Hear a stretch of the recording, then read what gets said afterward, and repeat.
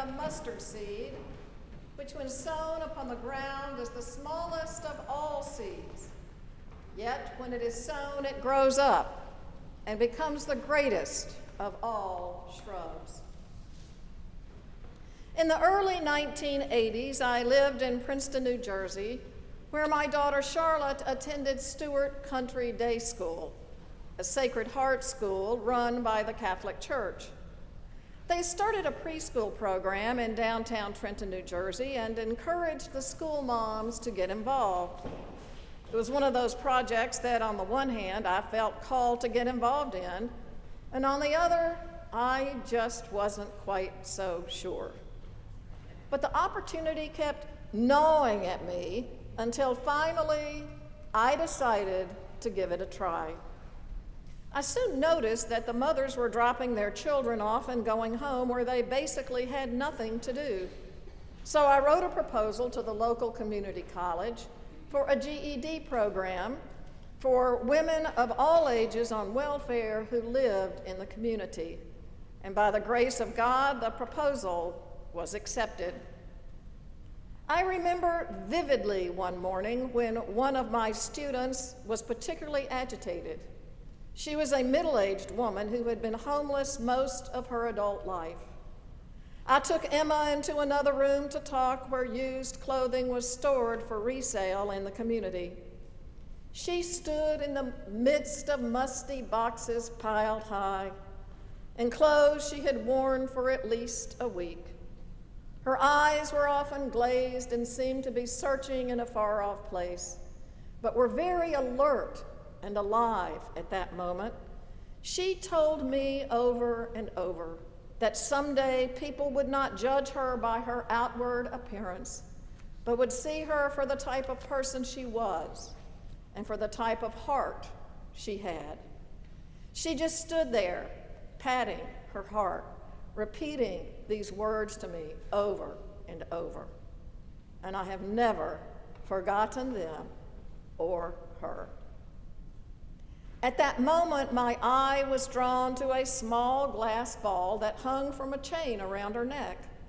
It was about the size of a quarter and contained one tiny seed. "Emma, what's this?" I asked. "That's a mustard seed," she replied. "That's what keeps me going and keeps me knowing that someday things will be different." She embodied in her very being the message of Jesus to his disciples when he said, "For truly I tell you, if you have the faith the size of a mustard seed, you will say to this mountain, 'Move from here to there,' and it will move from here to there, and nothing will be impossible for you." In our reading this morning from the Gospel of Mark, Jesus compares the kingdom of God to a mustard seed. He tells them, "The kingdom of God is like a mustard seed, which when sown upon the ground is the smallest of all the seeds on earth. Yet when it grows up and becomes the greatest of all shrubs and puts forth large branches so that the birds of the air can make nests in its shade." If you've ever seen a mustard seed, it's about a pinprick, the size of a pinprick. It truly is the tiniest of all seeds on earth. Would you believe that it can grow into a tree 20 to 30 feet tall and is home to birds of all sizes and shapes? And it isn't just any tree. It's a tree that withstands unusually high winds and rainstorms, sort of like the storms we've endured in South Florida this week. Or, as one source put it, a mustard tree is unyielding to external forces. Unyielding. Why does Jesus compare it to the kingdom of God?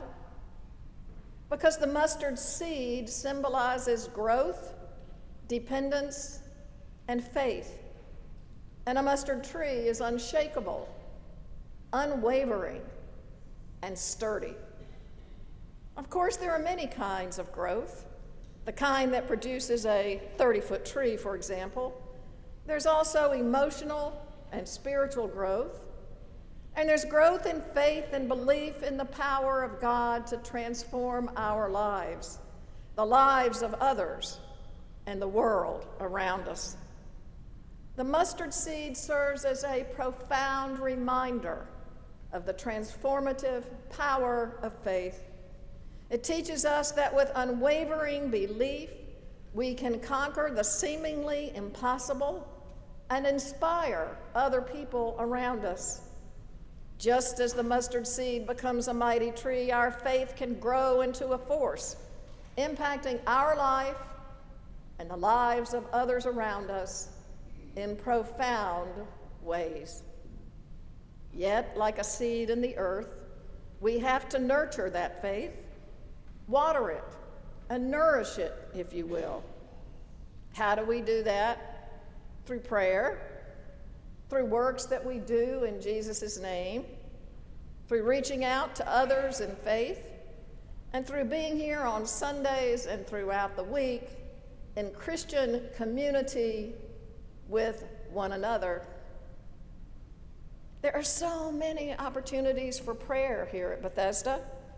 Every Sunday, of course, and every Wednesday at noon, the Holy Eucharist with laying on of hands for healing. There's morning prayer 3 mornings a week, just to name a few. There are groups that focus on praying for others, like the Daughters of the King, and our parish prayer list, and prayers of the people that we read at every Eucharistic service. And significantly, there's always the opportunity for individual prayer time.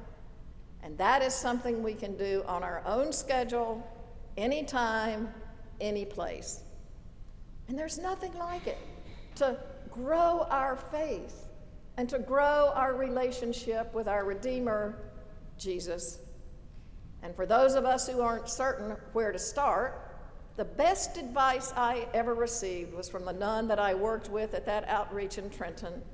I was struggling with my prayer life at the time, and she said to me, "Elizabeth, pray as you can, not as you can't. Pray as you can, not as you can't."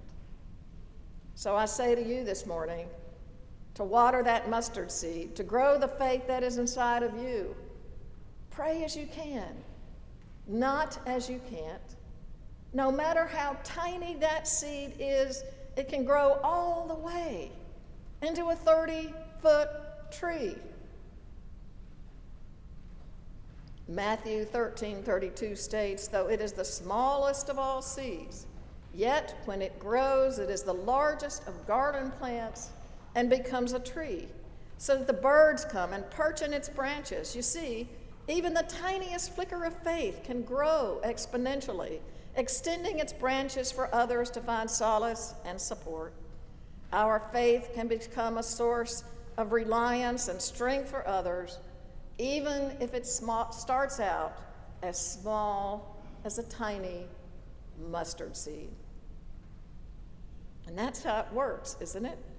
Our faith grows a little here, it grows a little there, and before you know it, we are strong in the faith, and we are strong enough to nurture others in the faith as well, to give them a safe harbor to rest, a safe home to come home to. And our faith can grow into an unshakable force, impacting not just our life, but the lives of everyone we come in contact with, because they can see it in our countenance. They can see it on our face. Faith. And it can also impact our world. People of a lasting and genuine faith are sorely needed in our public sphere. For part of being a person of faith is to listen with an open heart and mind to those with whom we may not agree. It isn't just sharing our own beliefs and as if there's no other truth anywhere else. There usually is. Buddhist teacher Stephanie Noble once wrote, "If truth is valued, then it is important to recognize the kernel of truth, even in an idea with which we may strongly disagree." there is always a kernel of truth. It takes faith that has grown from a tiny seed to a tall, stalwart tree to put that belief into practice and to actually live it. And it is a faith available to each and every one of us if only we will nurture it, water it a little, and help it grow. In my GED class in Trenton, Emma had that faith against all odds. And we too can have that same faith if we nurture and grow it wherever we find ourselves on our spiritual journey. Thanks be to God.